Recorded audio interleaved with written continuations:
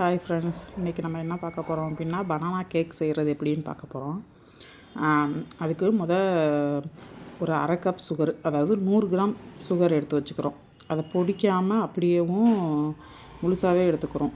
சர்க்கரையை ஜீனி அதாவது எடுத்துக்கிட்டு அதுக்கப்புறம் நாகா மைதா எடுத்திருக்கேன். இன்றைக்கி நான் மைதா மாவு, கோதுமை மாவே செய்யலாம்.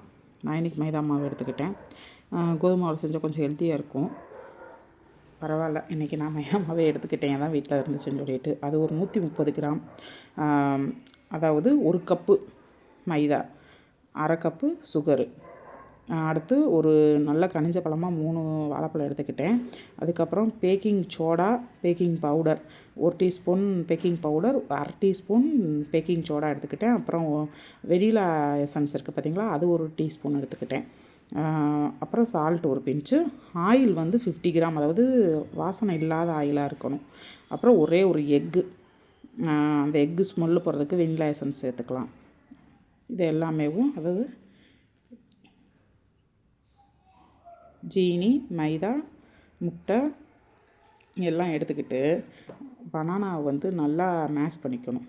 இந்த மாதிரி ஒன்றரை மேஷ் பண்ணிக்கோங்க, அப்போ தான் நல்லாயிருக்கும். அதில் அப்படியே 50 கிராம் ஆயில், 50 கிராம் ஆயில் சேர்த்துக்கணும். அதோடு அப்படியேவும் நம்ம எடுத்து வச்சுருக்கோம் பார்த்திங்களா முட்டையை போட்டுக்கலாம். அதையும் போட்டு நல்லா பீட் பண்ணிக்கிட்டு அதுக்கப்புறம் ஒவ்வொரு இன்க்ரீடியன்ஸாக சேர்த்து இது செஞ்சுக்கலாம். சர்க்கரையுமே ஃபஸ்ட்டு போட்டுருங்க. ஏன் அப்படின்னா அப்போ தான் நல்லா கரையும் அது பனானாவோட. நான் வந்து அந்த எலக்ட்ரிக் பீட்ரு வச்சுருக்கேன், அதை யூஸ் பண்ணிக்கிட்டேன்.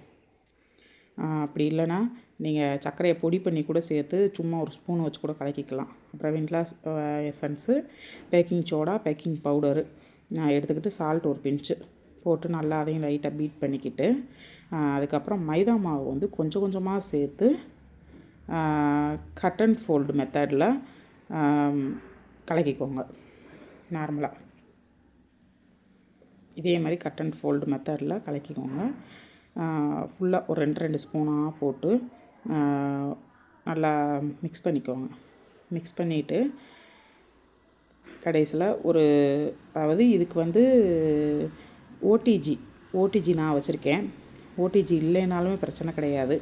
அதில் இது குக்கரில் உப்பு போட்டு அதுக்கு மேலே ஏதாவது இந்த மாதிரி டின்னில் ஊற்றி வச்சிடலாம். இதுக்கு வந்து அடியில் வந்து ஆயில் க்ரீஸ் பண்ணிக்கிட்டு மாவு டஸ்ட் பண்ணிக்கிறேன். அதுக்கப்புறம் ஓடிஜியில் வந்து ஒரு 10 மினிட் ஏற்கனவே ப்ரீஹீட் பண்ணிட்டேன். 180 டிகிரியில் ப்ரீஹீட் பண்ணிவிட்டு இப்போ ஒரு 45 மினிட்ஸ் வைக்கிறேன். அப்படி தான் எனக்கு பத்தலைன்னு சொல்லிட்டு எக்ஸ்ட்ரா 10 மினிட்ஸ் நான் வச்சேன்.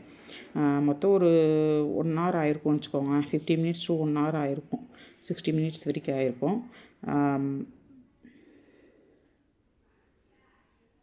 பாத்திரம், அலுமினிய பாத்திரத்துலேயே இது வச்சுக்கலாம். நான் இந்த மாதிரி பாத்திரம் வச்சுருக்கேன், அதிலே வச்சுக்கிட்டேன். ஆமாம். அதுக்கப்புறம் நடுவில் ஒரு 15 மினிட்ஸ் 40 மினிட்ஸ்க்கு அப்புறம் கூட வந்து ஒரு ஸ்டிக்கு வச்சு செக் பண்ணிக்கலாம். இல்லையா கத்தியை வச்சு ஏதோ ஒன்று செக் பண்ணிக்கிட்டு மாவு ஒட்டாமல் இருந்துச்சு அப்படின்னா கேக்கை வெளியே எடுத்துடலாம். அதுக்கப்புறம் வெளியே எடுத்து வச்சிடணும். எடுத்து வச்ச பிறகு பாருங்கள், மேலே லைட்டாக வெறி வந்தாலும் அடியில் எதுவுமே ஒட்டவே இல்லை. அப்படியே பிச்சே போகாமல் அப்படியே வந்துருக்குது. எவ்வளோ சாஃப்டாக இருக்குது பாருங்கள்.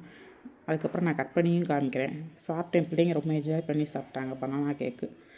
நல்ல வாழைப்பழம் ரொம்ப கனிஞ்ச பழமாக இருந்தால் அதுக்கு கீழே போடணும். இந்த மாதிரி கூட செஞ்சுக்கலாம், அழகாகவும் நல்லாயிருக்கும்.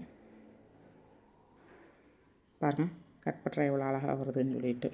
நல்லா சாஃப்டாகவும் இருந்துச்சு. 2 3 நாளைக்கு வெளியே வச்சு அப்படியே யூஸ் பண்ணிக்கலாம். Thank you for